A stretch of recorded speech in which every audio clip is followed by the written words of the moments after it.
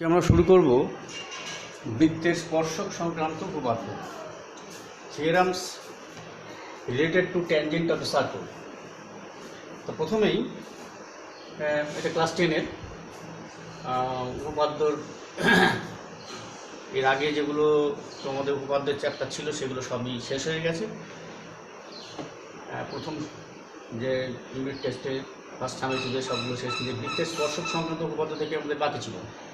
আজকে এটা শুরু করছি। তো প্রথমে এই যে ট্যানজেন্ট অফ এ সার্কেল, বৃত্তের স্পর্শকটা কী জিনিস এই সম্বন্ধে একটুখানি ধারণা আমরা করে নিই। কারণ স্পর্শকটা আগে কিভাবে একটা বৃত্তে থাকে, কিভাবে কাজ করে, কেমন তার অবস্থান। একটা বৃত্ত আঁকো,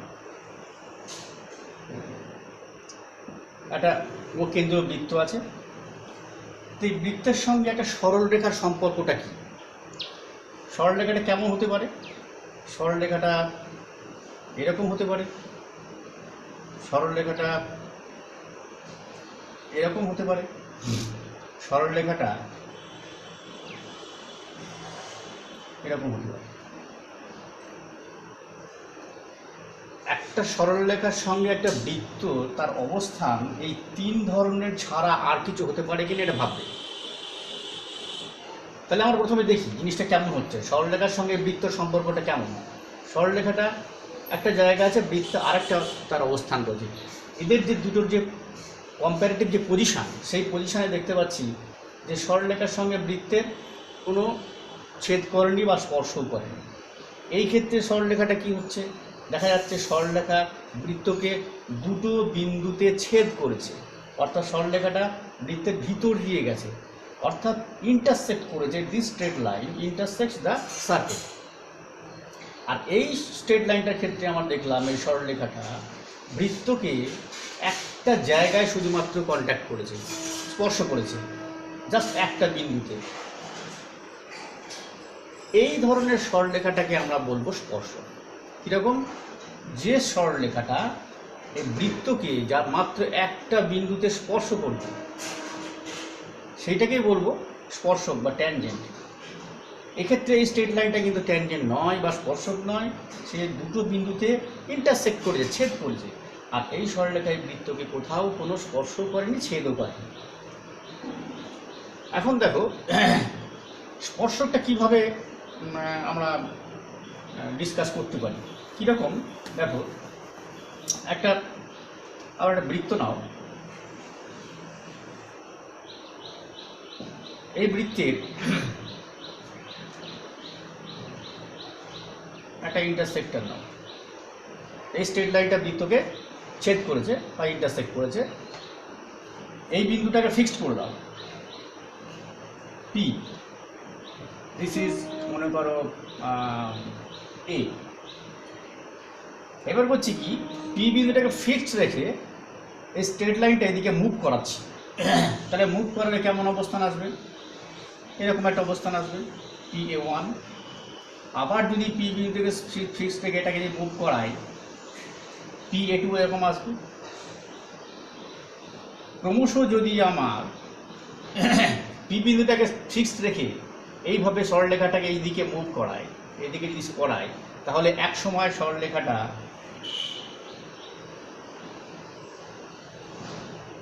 এরকম একটা অবস্থান আসবে। আচ্ছা, যদি এদিকে আমি মুভ করাতাম তাহলে কি হতো? ধরো এদিকে যদি মুভ করাও,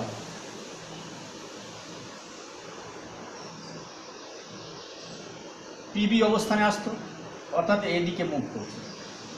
এটা এদিকে মুভ করলে এরকম হতো। আবার দেখো পিটাকে ফিক্সড রেখে যদি আমি এরকমভাবে মুভ করাই,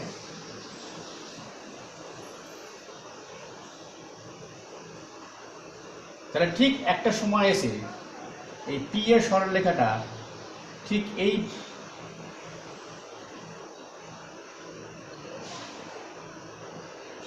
পি এর সরলরেখাটা এই MN এর উপরে কোইনসাইড করত, অর্থাৎ MN এই সরলরেখার উপরে সমাপতিত হতো।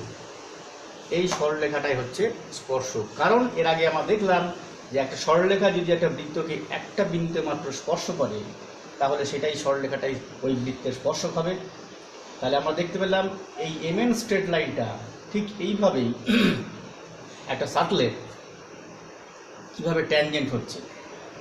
আরও অন্যরকমভাবে ব্যাখ্যা করা যেতে পারে যে এই বিন্দুটা আস্তে আস্তে আস্তে আস্তে কোইনসাইড করছে with P, A tends to P. এটা একটুখানি বড় হলে পরে বুঝতে পারবে এই কনসেপ্টটা। পি বিন্দুটা ফিক্সড, এ পির উপর যদি কোইনসাইড করে তাহলে হয় কি স্ট্রেট লাইনটা একটা ট্যানজেন্ট হয়ে যায়। ধরো এরকম ধরনের আর একটা বৃত্ত নাও,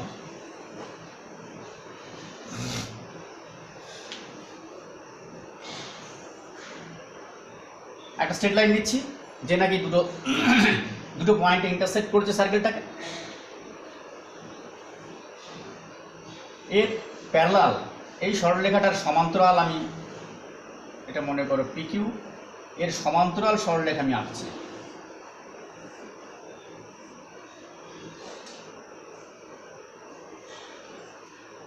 একটা সময় এসে এই পি কিউ বিন্দুটা একটা বিন্দুতে গিয়ে মিলিত হবে, অর্থাৎ এই সরলরেখাটা এই বৃত্তের একটা স্পর্শক বা ট্যানজেন্ট হবে।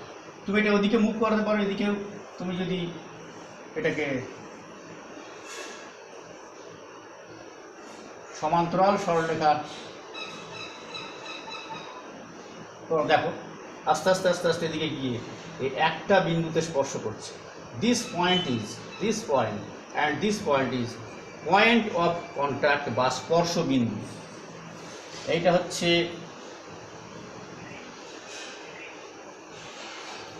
স্পর্শ বিন্দু, পয়েন্ট অফ কন্ট্যাক্ট, আর এ হচ্ছে স্পর্শক বা ট্যানজেন্ট। তাহলে এই হলো বৃত্তের একটা স্পর্শক। এইবার আমরা শিখব কি, যে তোমরা দেখবে তোমাদের বইয়ের প্রথম যে বৃত্তের স্পর্শক সংক্রান্ত উপপাদ্য রয়েছে, সেখানে প্রথম যে উপপাদ্যটা আছে সেটা আজকে আমরা প্রমাণ করব। যে কোনো উপপাদ্য বা থিওরাম প্রমাণ করতে হলে এর আগে তোমরা ক্লাসের মধ্যে যেটা শিখেছো, যে কতগুলো স্টেপ ওয়াইজ আমরা ভেঙে নিই। প্রথমে যে স্টেটমেন্টটা থাকে সেটাকে বিবৃতি আকারে লিখি, তারপরে যে যার নিজের মতো করে সেটাকে ছবি আঁকে, অর্থাৎ যার নাম দিয়ে আমরা গিভেন, হোয়াট ইজ গিভেন, প্রদত্ত। তারপরে আমরা করি যে হোয়াট ইজ টু প্রুভড, যেটা প্রমাণ করতে হবে, টু প্রুভ, অর্থাৎ আমরা যেটা লিখি বাংলাতে প্রামাণ্য, সেই প্রামাণ্য একটা স্টেপ করি হেডিং। তারপরে লিখি কনস্ট্রাকশান বা অঙ্কন, যদি কোনো অঙ্কন করতে হয়। কোনো কোনো উপপাদ্যে আমরা দেখেছি যে অঙ্কন প্রয়োজন পড়ে না, তাহলে অঙ্কন করবো না। তারপরেই থাকে প্রুফ বা প্রমাণ। এই কতগুলো স্টেপে আমরা এর আগে উপপাদ্যগুলো প্রমাণ করেছি। তা এখন সেই থিওরাম প্রথম যেটা করব তার নাম হবে, দেখো তোমাদের উপপাদ্য 40 নম্বর, বৃত্তের কোনো বিন্দুতে স্পর্শক। তাহলে প্রথমে এখানে স্টেটমেন্ট বা বিবৃতি লিখে নাও।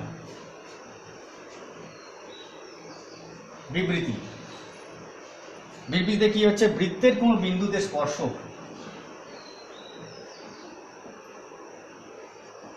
বৃত্তের কোনো বিন্দুতে স্পর্শক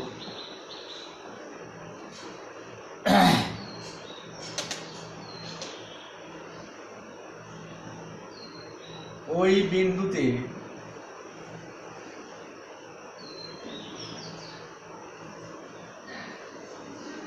স্পর্শ বিন্দুগামী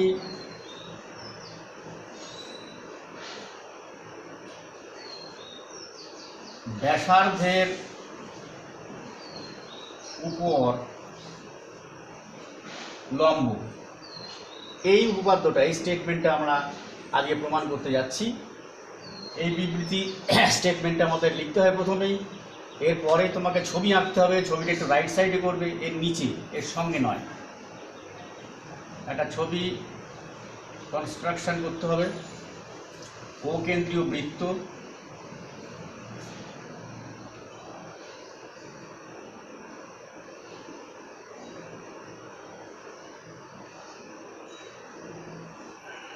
এবি একটি সরলরেখা, ও কেন্দ্রীয় বৃত্ত, পি বিন্দুতে স্পর্শক। তাহলে আমাদের প্রদত্তটা কি? তুমি ধরে নিয়েছো, হোয়াট ইজ গিভেন, তুমি ধরে নিয়েছো ও কেন্দ্রীয় বৃত্ত। কেউ পি কেন্দ্রীয় বৃত্ত নিতে পারতো, কেউ অন্য কিছু কেন্দ্রীয় বৃত্ত নিতে পারতো, যে যেমনভাবে এখানে নেবে সেই সব অনুযায়ী প্রদত্ত তাকে লিখতে হবে। ও কেন্দ্রীয় বৃত্তের পি বিন্দুতে এবি স্পর্শক, আর ওপিটা হচ্ছে, এবং ওপি স্পর্শ বিন্দুগামী ব্যাসার্ধ।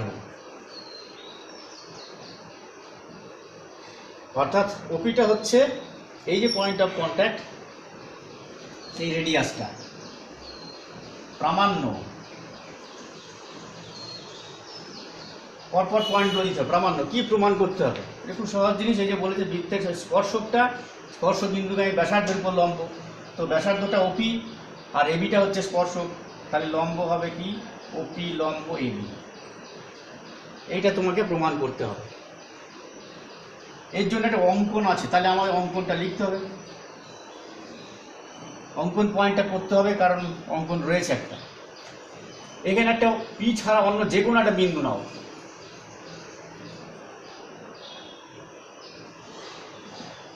এবি স্পর্শকের উপর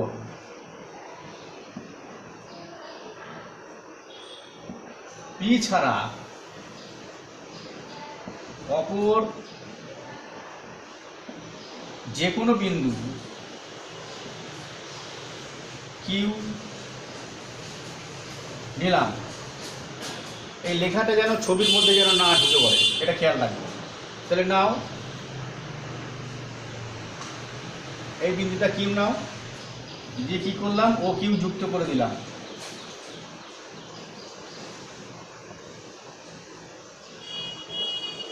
ও কিউ যোগ করলাম। দুটো বিন্দু যোগ করতে হলে পরে এখানে কমাটা মাস্ট, এটা কিন্তু খেয়াল রাখবে, আগেও বলেছি।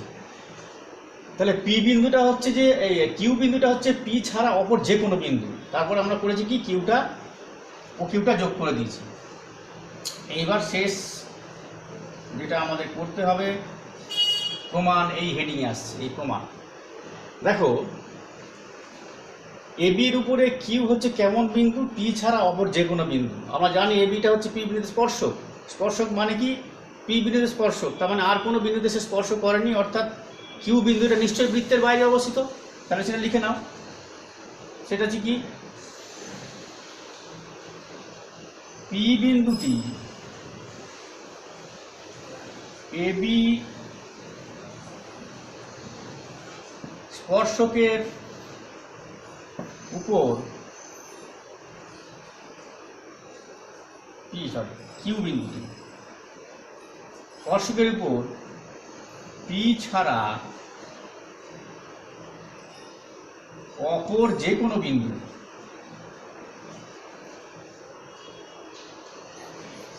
পি ছাড়া অপর যে কোনো বিন্দু।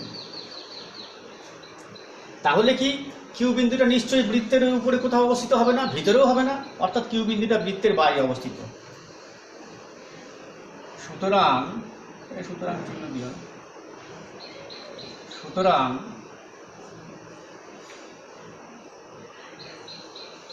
কিউ বিন্দুটি বৃত্তের বাইরে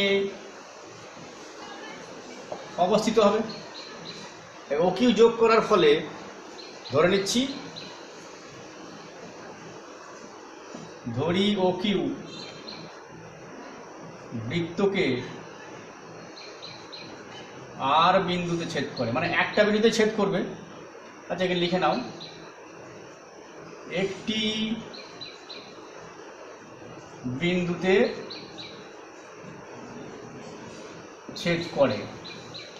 ধরি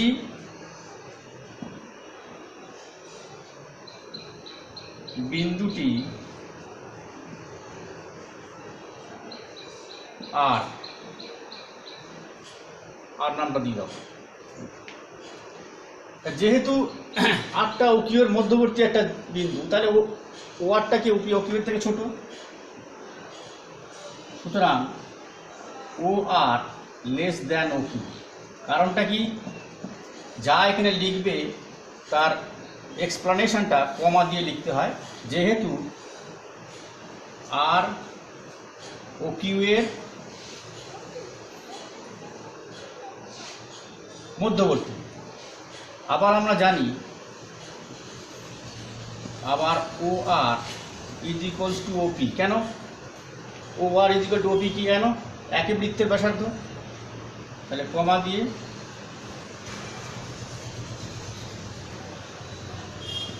একই বৃত্তের ব্যাসার্ধ, তাহলে কি হচ্ছে জিনিসটা, সুতরাং O R less than O Q আর O R is equal to O P, তাহলে O P less than O Q.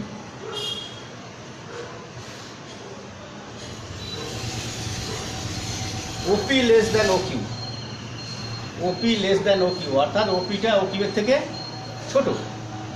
এবার একটা যুক্তি দিতে হবে। কি যুক্তি? তারপরে আমি বলতে পারবো যে ওপিটা এ বির উপরে লম্ব হবে কিনা। খেয়াল করো, কিউ বিন্দুটা হচ্ছে এ বির উপরে পি ছাড়া যে কোনো বিন্দু, যে কোনো অবস্থানে হতে পারে, এখানে হতে পারে, এখানে হতে পারে, এখানে হতে পারে, যে কোনো জায়গায় অবস্থা, যে কোনো বিন্দু। এবং সেখানে ও থেকে যতগুলো সরলরেখা তুমি এ বির উপর অঙ্কন করতে পারো, তার মধ্যে ওপিটাই হচ্ছে ছোট। কিউ এর যে কোনো অবস্থানে ওপিটা ও কিউ এর থেকে ছোট। তার মানে তুমি বলতে পারো যেখানে যেহেতু ক্ষুদ্রতম দূরত্বই হচ্ছে লম্ব দূরত্বটা, সেই জন্যে ওপিটা এ বির উপর লম্ব হবে। তাহলে এটাকে আমাকে সাজিয়ে লিখতে হবে। সেটা হচ্ছে কি,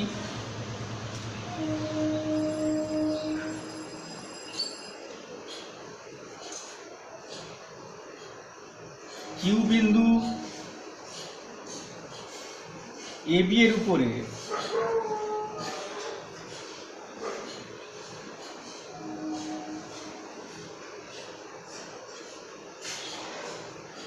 যে কোনো বিন্দু, সুতরাং ও থেকে এ বি পর্যন্ত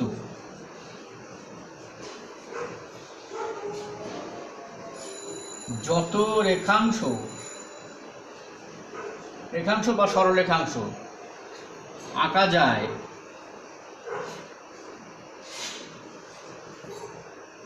ওপি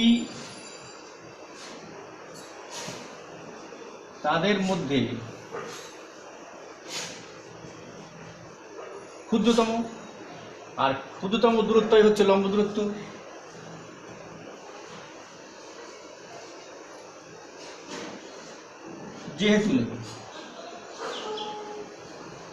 যেহেতু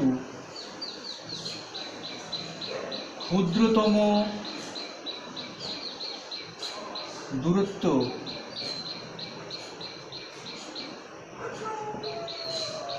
লম্ব দূরত্ব, সুতরাং ওপি লম্ব এবি। এইটা হলো প্রমাণিত হলো যে ওপিটা এবির উপর লম্ব। আজকে এই অবধি থাক, কারণ ফাইল বেশ বড় হয়ে যাচ্ছে। তোমরা এর সম্পর্কিত কতগুলো প্রয়োগ আছে সেই প্রয়োগগুলো করবে, আর কোনো কিছু অসুবিধা হলে বলবে। আজকে এখানেই শেষ করলাম।